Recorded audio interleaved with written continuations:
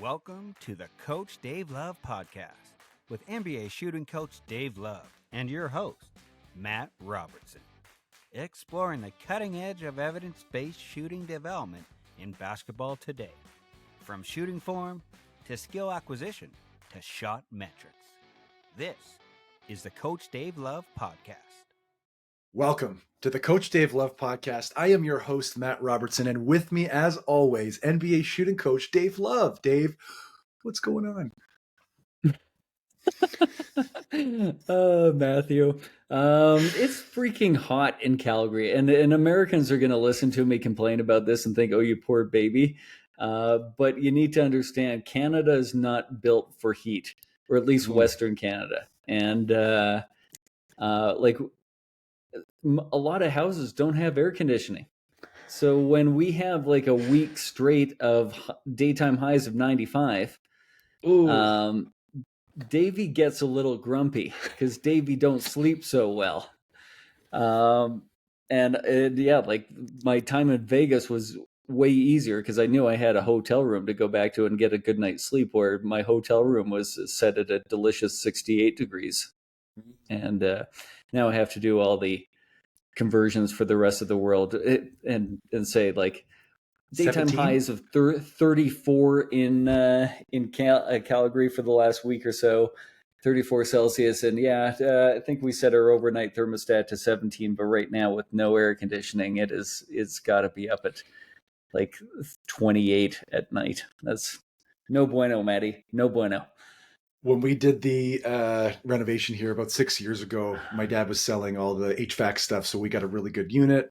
So we have central air with that air conditioning, and I like to be chilly enough that I need to put on sweatpants before I go to bed. That's kind of how I like my global warming. However, or climate change, I guess. What I will say is, because we complain so much about how cold it is and the snow in the wintertime, I refuse, no matter how hot it gets, to complain. So if I'm playing golf and I'm walking the course and it's 34 degrees and every part of me is like, it's really hot, I look back and I say, I hate winter so much. Why do I live in a place where it hurts my face all the time in that season? So can't complain about that. Yeah, I try and adopt that mentality as well, because I do love the heat, but it's the sleep. So every year we say we're getting air conditioning for next summer, but then like we really only need it like 10 nights a year.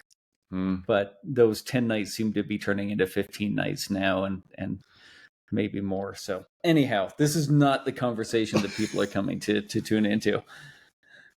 Man, can we ramble though? This has been temperature conversions and complaining about the climate with Matt and Dave. Thanks for coming out today. Please rate, review, and subscribe. Dave, today the episode is something that I don't know anything about. So once again, you're going to be charged with teaching me something new today.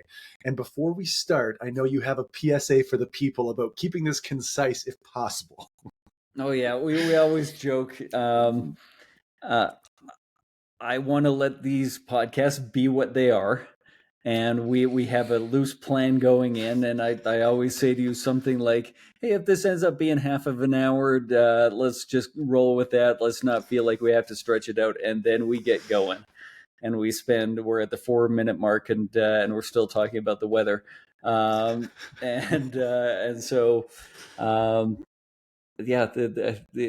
end up being an hour almost always.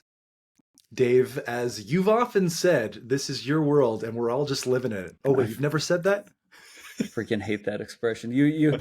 For the listener, this is something that Matt says often. Like when we'll go to Summer League, he'll come and visit and we'll spend 3 or so days together. And finally, a couple of years ago, I let him know that while you're trying to just be nice about that, hey, Dave, your world, I'm just living it. You make the call. I let him know I hate that expression.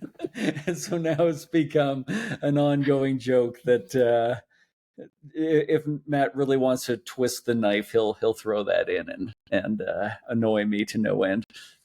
In front of dozens of people, no less. I apologize for embarrassing you and getting you all flustered. Okay, so the episode today, Coach Dave, knowledge of process versus knowledge of results. Okay, now I got to tease you. I'm not jumping to that yet, because this is, like you said, a word that I always get teased as a Canadian with Americans. And so if for our American friends, I'll translate knowledge of process versus knowledge of results. And so every time I say process in the US, somebody will kind of either give me a look or will tease me.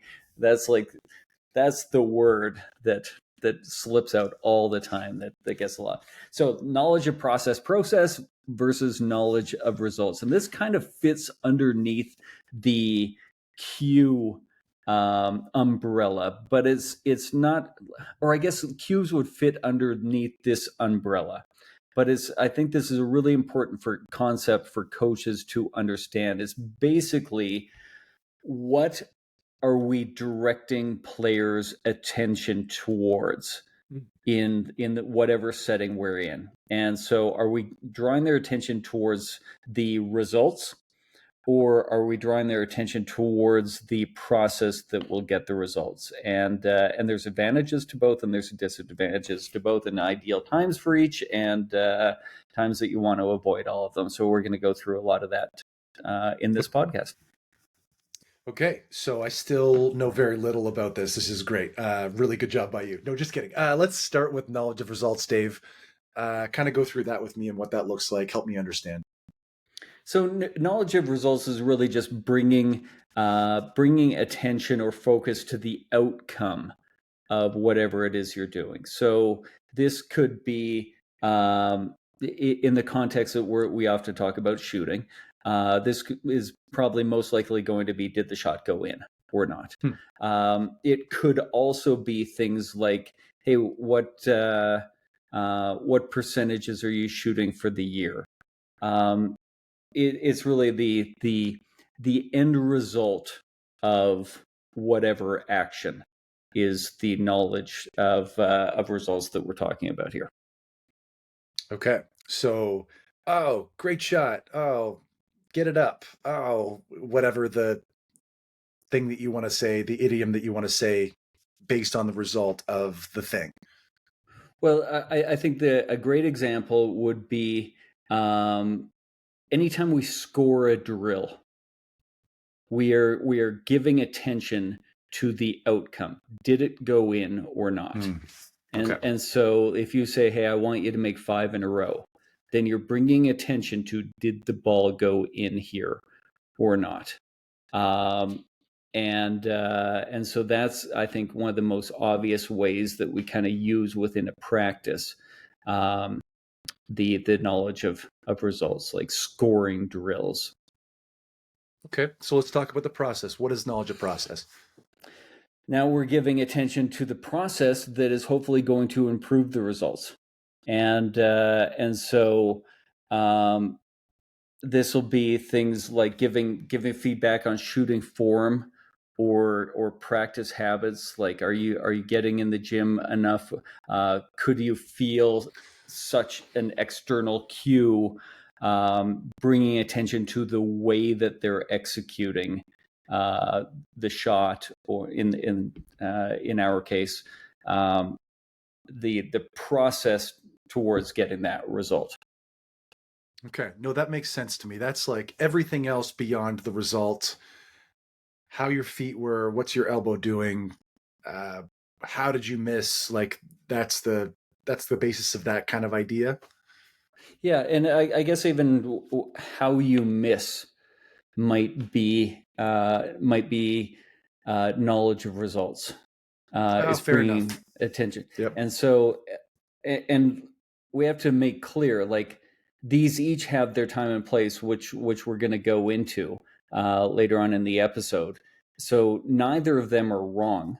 It just, you have to clearly define what your purpose, title of the first episode, is for what you're doing. And so when we're sitting in a coach's office at the beginning of the season, coming up with goals based on the statistics of last season, then knowledge of results is going to be really, really important. when we're actually in the gym practicing, the knowledge of process is going to be where the attention should be focused. Does that make sense? And it does. And we have to trust the process. That's how I'm gonna remember that is all the Sixers fans out there. Trust the process. That's how I'm gonna remember how to say it for the pod, because we have to have a unified approach. Okay, that makes good sense to me. That's a great framework to kind of get started. Dave, why don't we take a little break and we'll kind of go through the benefits and drawbacks after the break. Hey basketball fans, Coach Dave Love here with an exclusive offer just for you, my personalized video shot analysis. Imagine having an NBA shooting coach analyze your shooting form, just like I do for the pros. That's exactly what you'll get with my video shot analysis. Here's how it works. You send me a video of your shot and I'll break it down frame by frame.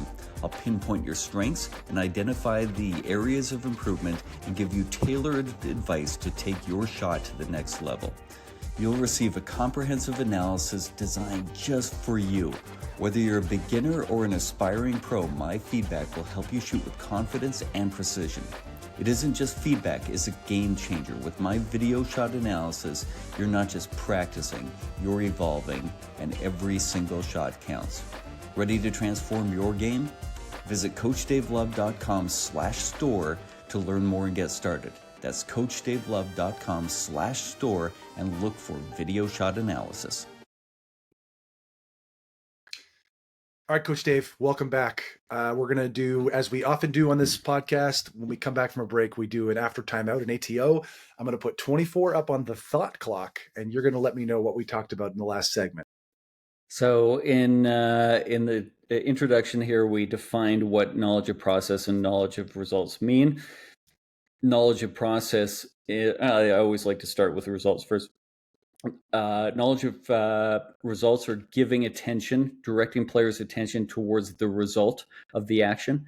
And then knowledge of process is the drawing of attention towards the steps that are necessary to get the result. Okay, we got a mid-ranger, but we got it up. It's good. Not every ATO is going to be their best. You can't keep upping the level. Can we get a good shot? Did we? And I feel like that was a decent shot, and hopefully we made it. Decent shot. I trust the process, Dave. Okay, let's go. Benefit of knowledge of results. What are the benefits of this? So benefits of knowledge of results they're excellent in helping you determine goals and necessary areas of improvement. If you don't have, if you can't judge results, then how do you set a goal? Almost all of our goals are set based on an outcome or a series of outcomes. Knowledge of results are great for giving immediate feedback, quick information to a player. They're great for motivation, and they're great for performance and tracking. And so almost all of these things that we've talked about probably, as I've alluded to and said, are best suited for outside the gym or before we've gotten into a practice or a workout. So this is a lot of the pre-practice and post-practice work is the knowledge of results. It kind of makes sense because, the goal is to shoot above the average of 36% from three as a team. And if we don't have the sort of knowledge of results to be able to break that down and discuss that, then how are you knowing what the process should be to grow? I guess that makes sense to me. Yeah. If you're, I thought we were going to have a dog-free podcast because it's just so hot. All she does is sleep. But we got a little growl. Anyways, back to the point. If you believe, we're above it, I feel like we're a really good 3-point shooting team. We've got to be 38-40% as a team. We're fantastic. We don't need to work on this. And the reality is that you're a 30% 3-point shooting team and should be spending a bunch of time on working on that skill. Then you need more knowledge of results, and you're skipping over that. And probably trusting too much in a flawed knowledge of process. So, okay, well, give us the benefits of knowledge of process to kind of just keep going on that train of thought here. So these are excellent for guiding players towards making changes that are going to help them get the results. They're better for improving technique, for enhancing understanding, and long-term development.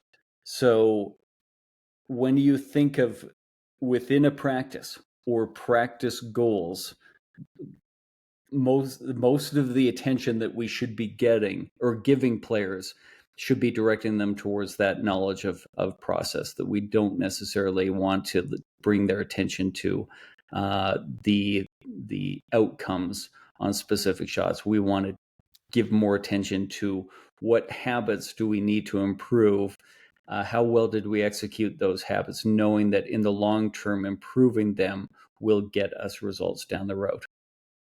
Again, totally makes sense. And with the sort of running theme of the podcast of destroying like pillars of my development, most of the practice work that was done for me in college or high school or whatever was done, all right, around the world to 30 or 3 stops or whatever that is.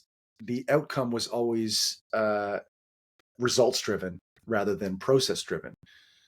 And I just, as you're talking, I'm trying to stay in the moment, listen, but also reflect on all those things, because that's a very, I don't want to say antiquated, but that is the way it's always been done.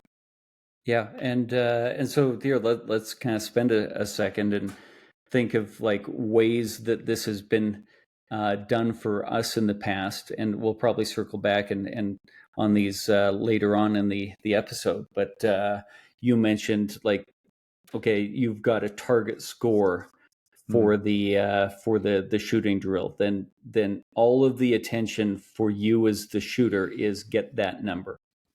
And so instead, the subtle adjustment that we can make is saying, okay, instead of you've got to make 7 out of 10 to move to the next spot, they could be as simple as your feet you have to be stable, like grow roots. I'm trying to avoid using an internal cue and get to an external cue. Grow roots on the floor, be stable on your shot. 7 out of 10 shots in a hard environment. And now I've given a direction towards the habits that will guide towards improvement instead of the results. In that specific example, is that going to be a player-led sort of a metric, or is that you're looking at it and you're like, did you seem balanced there? Like, that's your drill, how are you running that?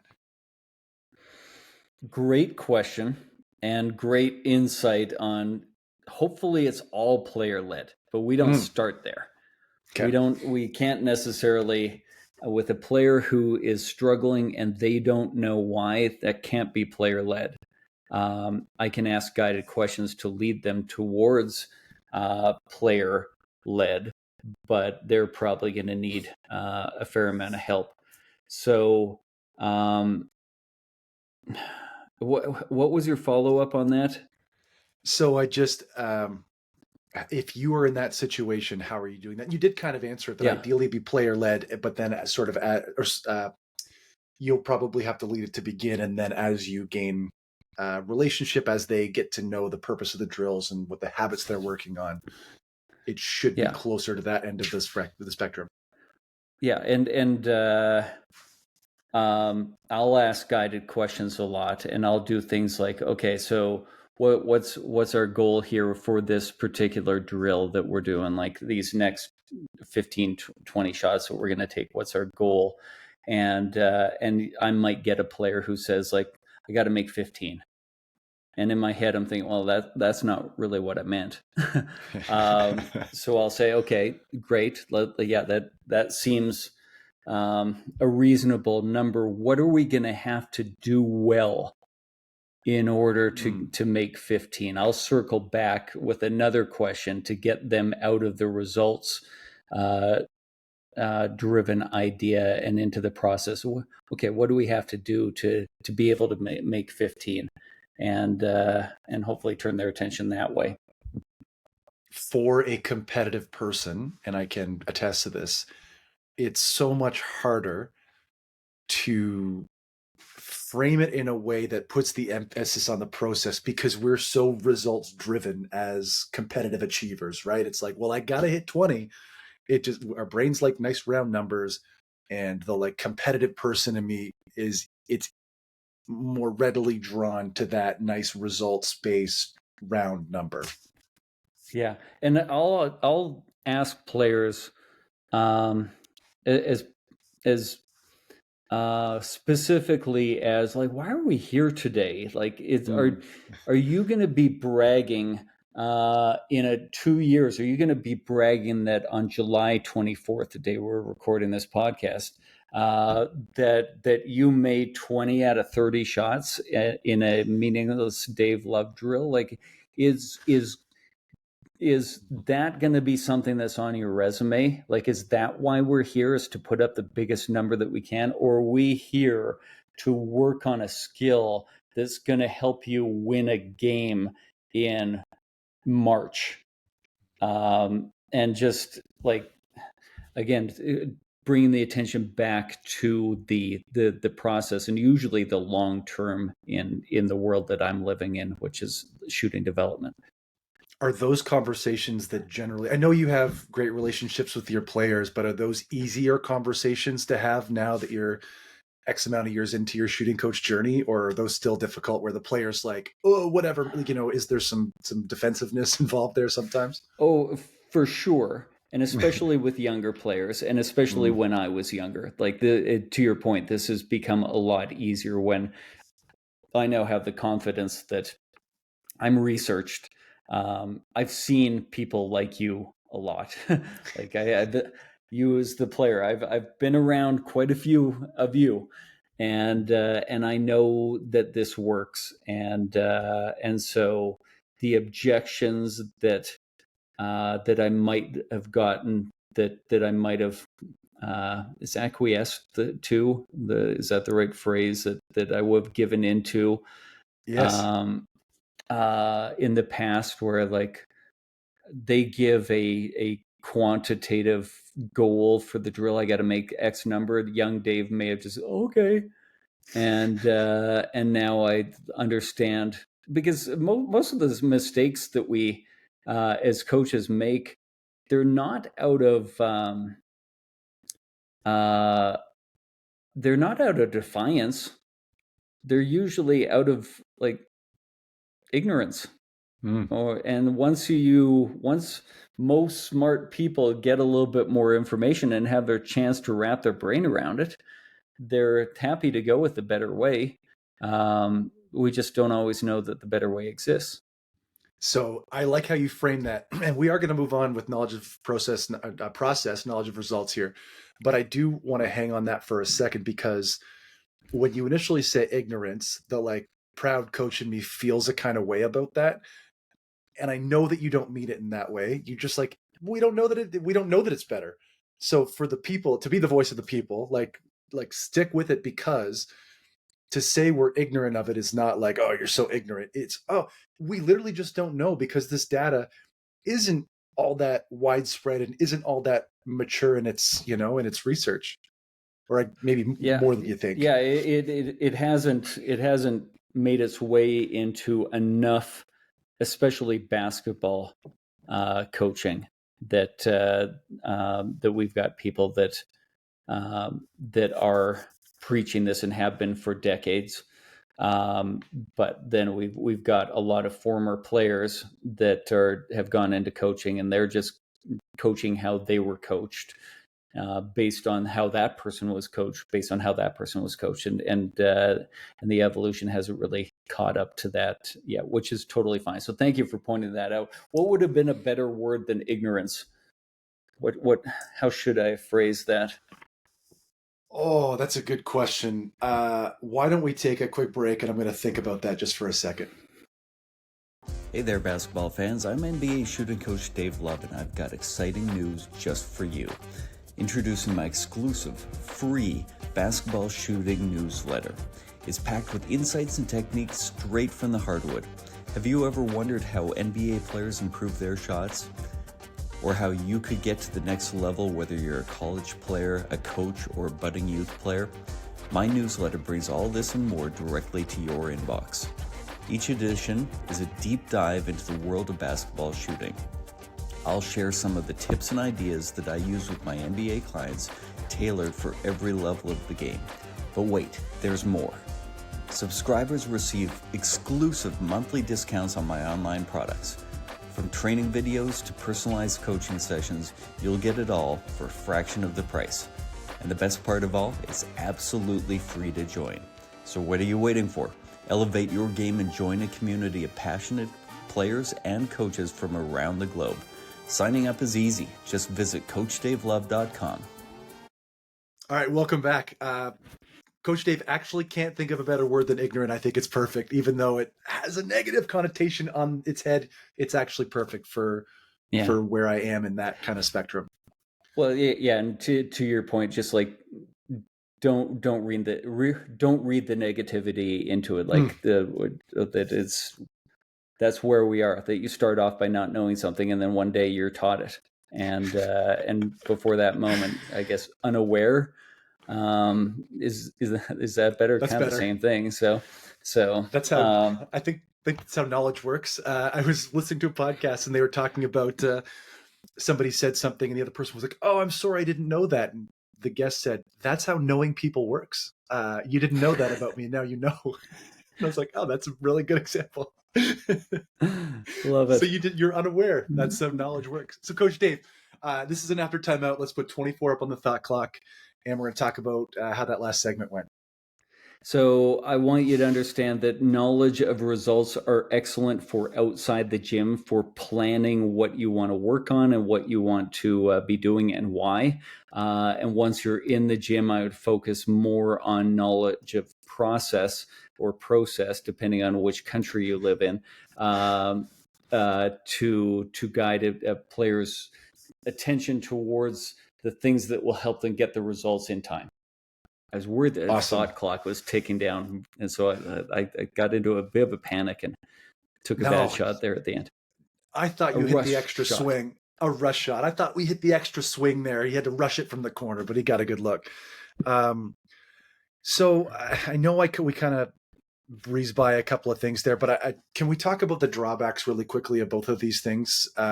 Just before we kind of get into the way they're misused and the best places to use them, let's talk about the drawbacks of knowledge of results to start.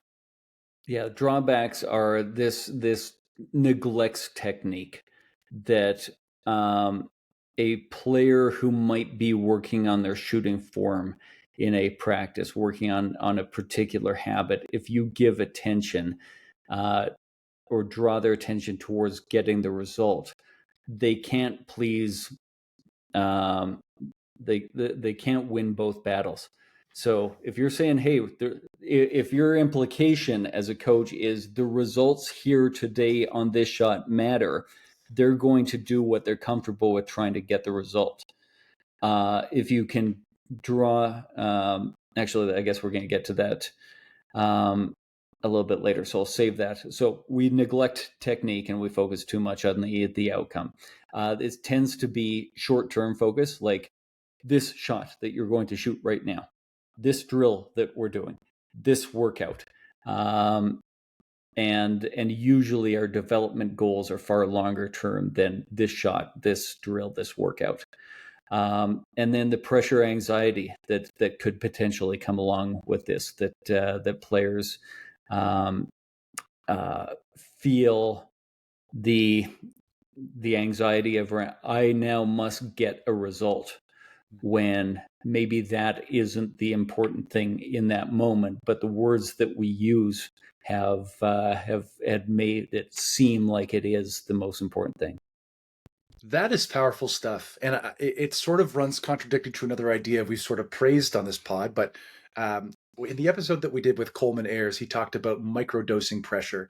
And I really appreciate that in the forum that it belongs to. But when you're talking about these specific habits, And this specific thing we're working on today, there shouldn't be added. There's already enough pressure on the whole situation. There doesn't need to be like intensified magnifying glass pressure on this specific moment where you're just learning how to keep your balance better or whatever.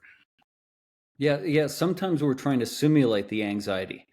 Like sometimes we're trying to like. I would want anxious players in practice when we're doing like a last 7 second like kind of drill. Like if our team we're down 2, there's 14 on the shot clock. Let's draw the play. I would want that to be a bit of an anxious situation because we're rehearsing to get the result of that will be in a very anxious situation in a game. And so, but in our development of learning a new habit, I think that anxiety of getting the result works against us. I'm going to get nuts right now, but would you say, please get crazy, would you say that the more game representative that we make things, maybe that pressure, anxiety, concern should correlate with that? Is that a fair thing? I absolutely. Yeah, I think that's very wise on your part. That's about the third really smart thing that you've said today. And I was going to chuck in a little insult there, but I like you too much to do that today. So I'm just going to let you have the moment. I thought you were going to say the third smart thing you've said over the course of the podcast, and I was still going to say thank you very much. The 30 podcasts that we've done. Right, yeah. No, okay. So just as you're talking, I'm starting to put pieces together because there is a form, and I do love the idea of microdosing pressure for players because that's one of the elements or one of the layers, if you were, that you can sort of be playing with. But for skill acquisition and development, especially with the group of people that you're generally working with, that's not the thing we're worried about. Yeah, and as I'm thinking about it, when I might use this within a workout for a player is once we've gone through a good amount of the process, and they're starting to refine those skills, and to give them a few reps of competition to say, all right, now let's make this game like you got to go get me a bucket. Now what habits do we want to try and execute in order to increase the chances of getting the bucket? But for right now, the important thing is get me the bucket. And so I think that this is something that I kind of meant to say early on, that I think the art of coaching is finding the balance, finding the correct times to lean heavily on one versus the other, but then the correct times to sprinkle in that let's not lose sight of the fact that this is an interaction between human beings, and there's an art to this that can be supported by science and research, but isn't dictated by science and research. What a fun little wrinkle too, if you add that result-driven process to see, did they lean on the old habit? Did they use the new thing? How comfortable are they? What a fun little wrinkle. I hadn't thought about that. Yeah. Those and I'll do that sort of thing in a variety of different ways that probably don't fit in this particular episode, but like I'll have a 5-minute conversation with a guy just to distract him from the thinking, and then just see, does he remember what we talked about 5 minutes ago? Does his body remember? Can he get back in the process? But yeah, that's the joy of coaching in my mind. Very cool. Okay, sorry. I know it was all on topic, but I feel like I distracted from the linear progression here. But we're a non-linear developmental crew here. So, Dave, talk about the drawbacks of knowledge of process. So knowledge of process, this is the one that I have to be the most mindful of. This can lead to overthinking and breaking sort of the natural flow of the shooting mechanic, in the same way that internal cues can do this. That why do we want to avoid internal cues? with a compound movement like shooting is it brings too much attention to one particular part of the shot. Why do we have to be careful with knowledge of process? Too much feedback, we're giving paralysis by analysis. And going back to that one of the Chris Oliver podcasts that we did, and just the amount of feedback, like I don't have to give knowledge of process on every single rep. It's just I don't want to confuse by making the player feel like they have multiple goals when development is really our goal in that moment. That's interesting. Overemphasis on technique will be the first sort of drawback. Potentially slower adaptation. So if we give too much attention to the perfect technique, we're actually making players less adaptable. And we want to be exploring the sandbox of the more adaptable player that is around the perfect technique, and not giving such specific feedback that we're slowing adaptation, and then slowing. The last one would be like a slowing of application or transfer into a game, and so this is, in my opinion, if you use knowledge of process well, then you don't have to necessarily worry about these things. This would be more of the drawbacks of overuse of knowledge of process, like overcoaching, like that guy on the driving range that I'm sure I've told you about that was giving different feedback to the poor middle-aged woman who had never golfed before on every single swing. Oh, on that one you did this. Oh, on that one you did this. And she just, I don't know how she didn't helicopter a club down the driving range, because I was ready to do it for her. So do I need to tell that story? Like, please, I know I have in the past. So this is for the people that are new to the podcast, and I'll try and get through this pretty quickly, but this was a transformative coaching moment for me. I went to the driving range to hit a bucket of balls early on in my coaching career, and I would always try and get the stall near somebody that was giving a lesson. So I just could kind of listen in for the golfer in me to see like if I could steal some feedback, or for the coach in me just to hear how other people coach. And this woman had never golfed before, and the instructor that was with her, every single swing gave her a new focus. Now, for what we're talking about right now, it was a process-driven focus, like something within her swing. It was probably way too much of an internal cue, if I remember correctly. They were all about what her body was doing. So she would now, on swing 2, try to incorporate the feedback that she was given after swing 1. And on swing 2, she was given new feedback, which she did try and incorporate for swing 3, and then was given new feedback and never given the time to get comfortable or used to, or certainly not good at any of the things that she was being taught. That's the guy from last episode that you said, if you give me 5 minutes, I'll change your jump shot. That's that guy. Right.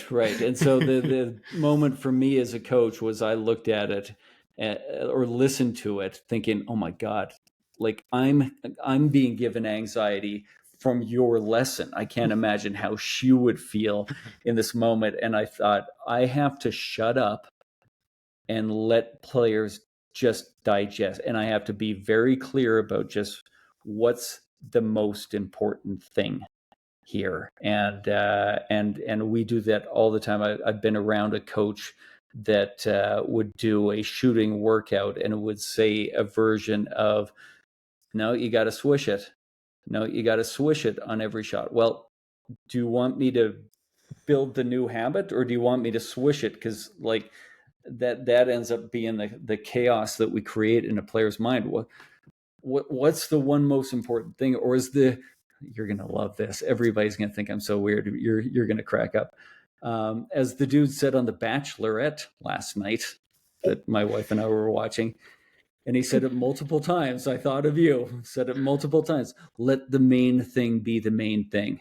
Yeah, I love He that. loved that expression. Let the main thing be. He said it 12 times in this episode, and I'm like, oh my god, buddy. Yeah,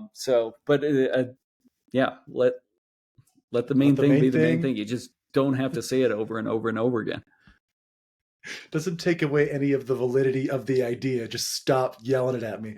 Right. Okay, really. Before we move on to a break, can you give me just you covered a few of these more, but I had a note to ask you about common misuses. Can you just give me a couple more of those? Yeah. Over focusing. So just generally over focusing on the results in practice, and when you say that you're working on technique, then coach to the technique, coach to the process. Don't say that you're working on technique, but coach to the result. Then I think we tend to ignore process feedback during games. We can, and that's probably where results should be the bulk of the feedback, but that doesn't mean that we completely skip over the process that will get the results. And then just understanding like there is a balancing act to this, and that it's not strictly one or the other, or this in this setting but never in that setting. Use your understand these ideas, and then use your coaching instincts around them. Awesome. All right. Really appreciate that, Coach Dave. Let's take a quick break, and we're going to come back with the newest segment of the podcast. Hey there, basketball fans. Coach Dave Love here with an exciting opportunity to revolutionize your shooting game. Introducing my exclusive shot development systems, Pure Release, Consistency and Balance, and Fluidity and Arc. Each system is designed to target key aspects of your shooting technique, transforming you into a more effective player on the court. Pure Release focuses on perfecting your shot release. Consistency and Balance enhances your stability and accuracy, and Fluidity and Arc works on your ball path and trajectory of your shot. Find out the drills and progressions that I use with my NBA players to improve these important habits.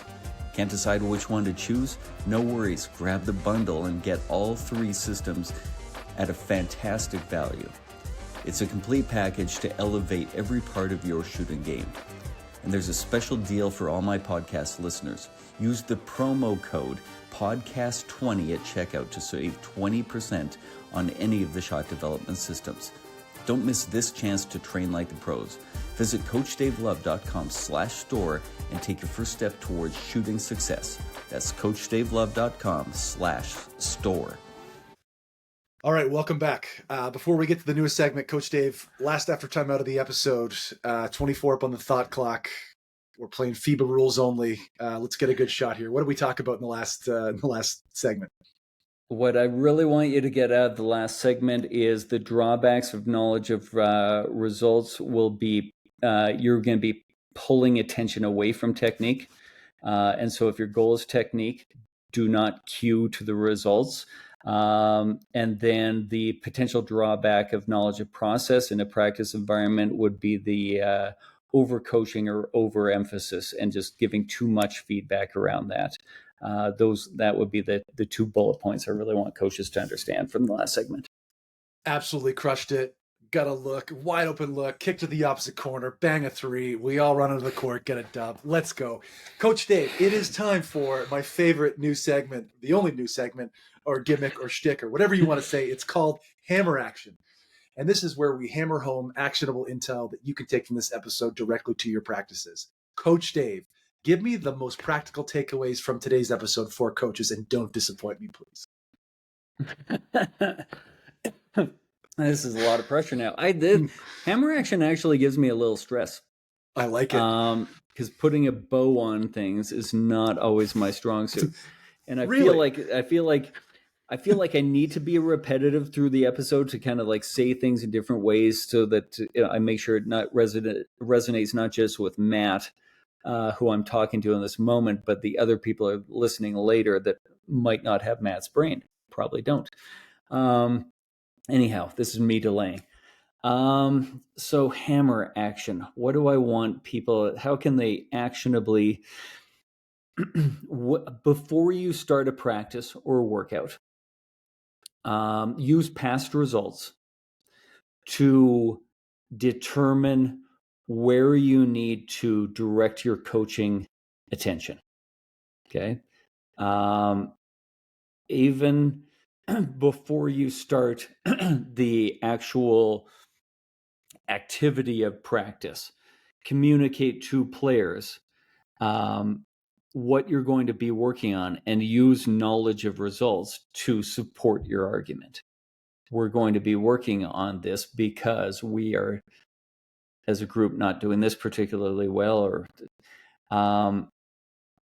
but once you get into the work of practice, focus more on the giving feedback towards the things that will get you the results in the long term, and try and avoid distracting with coaching to a result. I feel like I'm just kind of repeating myself through this, but I guess that's also sort of important. No, it's great. And it really brings me back to, you've told me, I've been in a workout with you before, and you've told stories about a couple of workouts, specifically from one of your earlier coaching gigs where you're barely talking and you're referencing the habit when you do talk, and really banging home for me that less is more sometimes. And when you're in those moments, that talking about the process is way more important than, like you said in the example, I think it was in the first segment, but just like, so this shot right here is way more important than the one you're going to take in a game, like really giving perspective about why we should be approaching it this way. I think that for me really, really hammered it home in the hammer action, I guess. Well, and there are times, and maybe we should talk about this for a couple of minutes, where there are times where I will bring attention to attention to results during a workout, but then circle back around. I'm using it to open up a conversation. And so the specific times that I'm thinking of would be while we're identifying a player's habit, and let's say they have a habit where their shooting hand gets over on the right side of the basketball, which should push the ball to the left. I'll then, because the player's new, and eventually I need them to coach themselves, and the coach needs to be aware of both the results and the process, and let the results guide the process. I will then try and teach them that, okay, your hand is here, over on the right side of the basketball, pushing the ball to the left. So if we start to see balls going left, where is your hand likely on the basketball? And okay, my hand's over on the right in that case. And what do we want to try and do? We want to try and get underneath the middle of the basketball. Okay, perfect. And then 20 minutes later, there may be 2 misses left that I'll say, where did those miss? And I'm shocked how often a player of all ages, like I'm not just talking young players who may not have great attention spans, also professionals, they will shoot a shot. They will miss potentially badly in the direction that we've already talked about is a red flag for us. And I'll say, okay, that shot, where did he miss? And they have to recall, and often they get the answer wrong. And I'm talking professionals as well, that they may not have knowledge of process or results in that moment. Or maybe I've cued so much to the process that they're tuning out the results, which I guess would be a good thing. But there's information to be gained, and so I'll say that miss left. Okay, so I've given knowledge of results to the player, but then I'm circling back immediately to say, what does that mean? What do we do with that? What is that your cue? And they'll hopefully be able to recite, oh yeah, forgot, gotta get hand underneath the ball. So that's, again, that balancing act of the art of coaching that we're talking about. I love the first part of that, where it is important for your players to be mindful and keyed in and engaged with what you're doing, so they notice all the things that you're trying to draw their attention to. But the best thing you said in that segment, I think, was let the results dictate the process, or something. You said some version of that, and still make it being about the process, but the results do dictate the process. Gracious, I'm bad at that. The results dictate the process. Sorry. You can talk for just a couple more minutes about that, because I think that's just for the voice of the people, I think that's a really important note to expand on. Can you guide me with a little bit more of can you ask us, can you put your coaching hat on and say, like, is there a specific occurrence that you can think of? For sure. Because I mean, like, what I like about hammer action and why I want to keep doing this segment is I think, yeah, you get to be the coach to say, like, but what about in this kind of scenario? Give me something specific, and let's can you dial that down for me? Sure. So we're going to keep it in your realm. And, you were just talking about how, well, you have the ball on the right side of your face. You're going to miss left because you're pushing it across the target line. You're going to let that result dictate the process. So you're like, you continue to miss left, and you're going to bring it up because they've continued to miss left, which dictates your process. So you're bringing it to their attention, which informs the process that you're trying to instill. Does that make sense? Or I guess I just want you to talk a little bit more about that kind of premise. Yeah, and here I'll do this by giving another example of another way that. So I guess it's kind of similar, but I'll always say flat or front rim doesn't mean you didn't shoot it far enough. It usually means the ball didn't get high enough. And so I try to teach players that it's not true of 100% of people, but I would say 75% of people, your short misses needed to get higher. And so when you see a ball hit front rim, you've got knowledge of result, then you've got to now tie that to a part of the process and circle that back to, okay, what do I need to do differently in order to improve that outcome? I need to get the ball up in the air. And then there's a myriad of ways that players can have flat shots. So that will be specific to that one player. So I shouldn't just yell, get it up when that happens. That's not how I should approach that. Or especially not just say miss or front rim.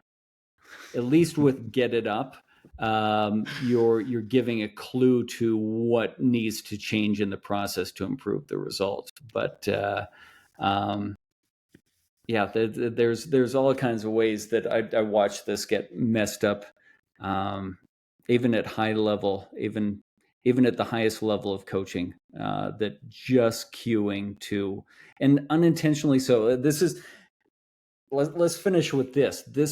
This is a topic I've been considering, but I didn't think I could. I didn't think we could get anywhere near 40 minutes to an hour on this, but it fits nicely in this last 5 minutes here. The difference between challenges and development. And so I'll see people that post on social media a drill. And I'll use the word drill in quotations because in my mind, it's not a drill. It's a challenge. And the challenge are almost always result driven. You need to make a certain number of shots before you move to the next spot. I only ever do these challenges for enjoyment, for engagement at the end, or for very rarely, very, very rarely, like an assessment of progress. Because often the way that we're doing the challenge is so non-game representative that the results are kind of meaningless. But this is a common thing on social media. Here's my drill, star drill. Start in the corner. Shoot from there, go the opposite wing. Shoot from there, go the opposite wing. Shoot from there, go the opposite corner, go the top. And it makes a star shape. That's 5 shots, and you got to repeat it 3 times. There's 15 shots. You got to make 12. Okay, we have a cute little challenge with a nice little incentive that we're. What are we working on? Like what about that? Are we just hoping that the shots that we're going to take are going to make the player better? Or can we give them some direction towards, hey, if you're going to do this little challenge, every shot, I want you to be focused on growing roots, to get your guide hand off the ball, to give something that they can focus on for the long-term development, give them something for the process. That fits so tidily into hammer action. Again, play the hits, Coach Dave. What is the purpose? I think about it all the time, man. I think about it all the time. This is a drill that we always do. Why are we doing this? That is impactful to me. Coach Dave. If we can't answer that question, what is the purpose? Why are we doing this? Then there probably isn't a purpose. And at the professional level, you're probably better off resting. Like, there are so many drills that get done, even at the NBA level, so many things that we do to check boxes, and probably offer no or such little development opportunity that the player was probably better off getting out of the gym and resting during that time that we spent. But with coaching education, then I feel like we can get better and take advantage and accomplish more in less time. And Dave, we're doing our part to bring awareness to these items, right? That's part of the deal. That's called Coach a callback. Dave, as always, you continue to be a delight. Appreciate you making me a better coach today, and I hope all the listeners feel as though they got better today as well. Coach Dave, if the people want to get in touch with you to give mostly good feedback, I will take the bad. Where can they find you? Sign up for my email newsletter on CoachDaveLove.com, where I will send you boatloads of free information, and then updates on different things that I have going on. Or follow me on social media, Instagram or X, at Coach Dave Love. Free information is the best information. Coach Dave, you can find me on X at Coach Matty Rob, or on LinkedIn. My name is Matt Robertson. Thanks for coming out today. Please rate, review, subscribe, tell a friend. It really helps. And we'll see us next week. Thank you for joining us on today's episode of the Coach Dave Love Podcast. To stay up to date with our future episodes, please remember to hit the subscribe button on your favorite podcast platform. Don't forget to sign up for Coach Love's free shooting newsletter on CoachDaveLove.com, and be sure to follow him on social media. You can find him at Coach Dave Love.